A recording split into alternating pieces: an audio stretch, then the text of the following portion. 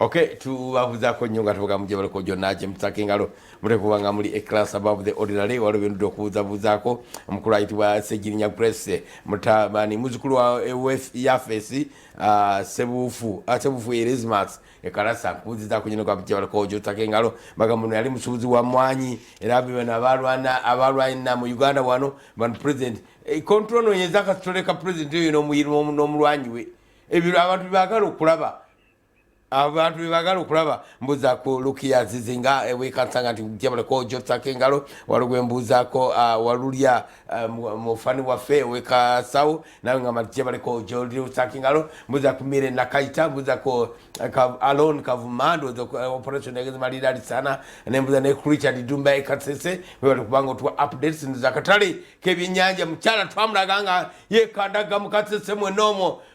oba mpondwe waluddawa nduza akatale kabakolera nnyo nga bw'okiwulira Aisha Nakayiza wali amasanafu ngubuzizaako nnyo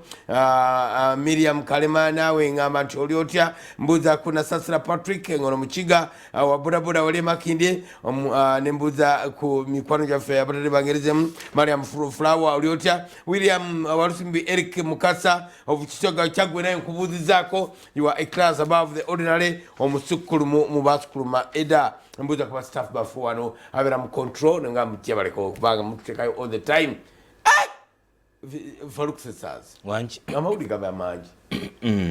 waliwo ekivoice ekyali kitambula omusajja oyo mulamu bulungi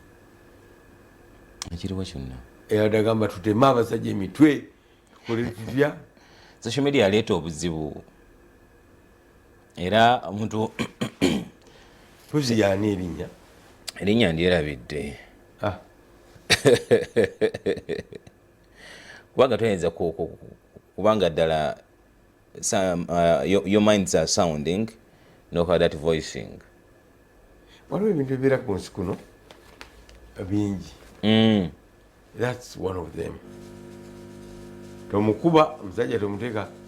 tomuwa play wano ku mpewo yawadaatulitidde akanyambirege Masajja Mivule nga ye yandibadde ndowooza be bamu ku bantu booli aboogerwako nzikiriza nkyogere bwete but I think I inspired Basajja Mivule when I contested for presidency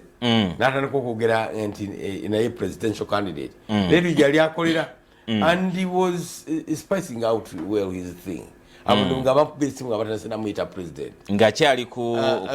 radio was it Kabozi ng'ayogera bulungi naye ate n'atandika okuyitawo because there is what we call hard talk then mulungi nnyo mu hard talk newe gikola ate olina kyokolawo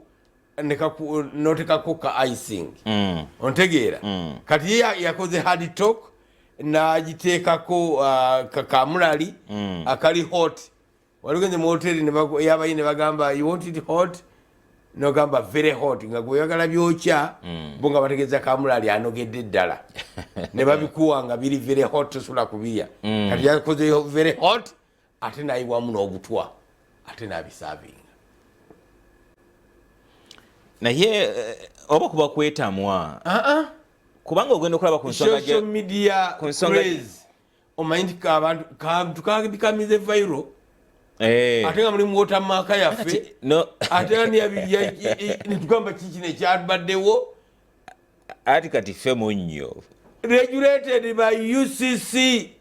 esimu 10 mu dakiika 2 kano kakike mwataddeyo ani ono ayogerera mu bannange si yeffe yemmwe Basajja Mivule si yarunda embwa ezisinga Entebbe yasabye omusala gwa miliyoni 5 ateegezaamu aberenga ajjako abantu mutema ebitooke it's crazy ensi egudde in fact yegeraganyiriza ku nsoko zabadde China ensi z'Abawarabu eyo bw'okola ekivve ne gukusinga naye ate fana akalaba twakajjawo ng'eggwanga tetulina kalaba ako kibonezi kyokutta tetukirina ndowooza but not officially kakyali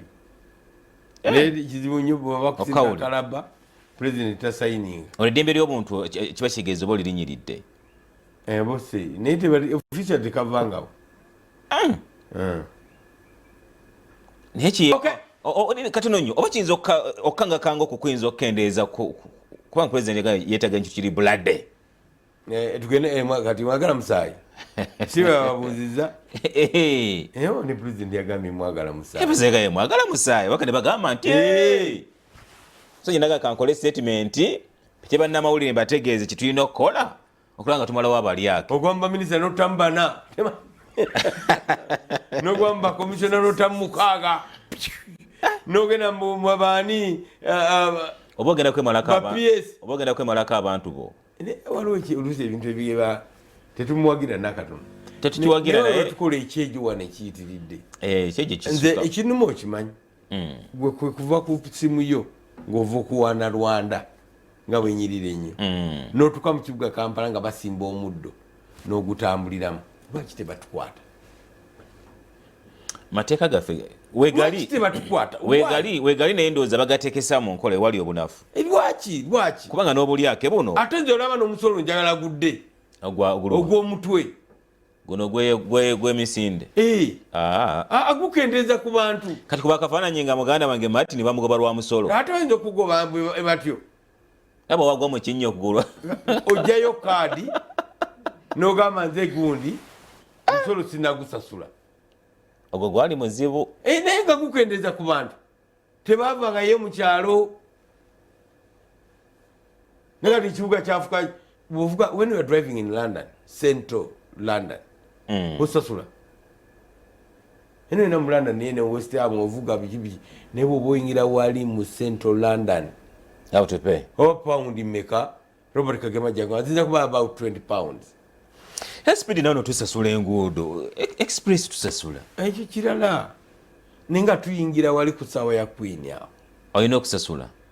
nga tuyingira ebwayisi ewandigeya nga tuyingira Kitugu mu house eri wansi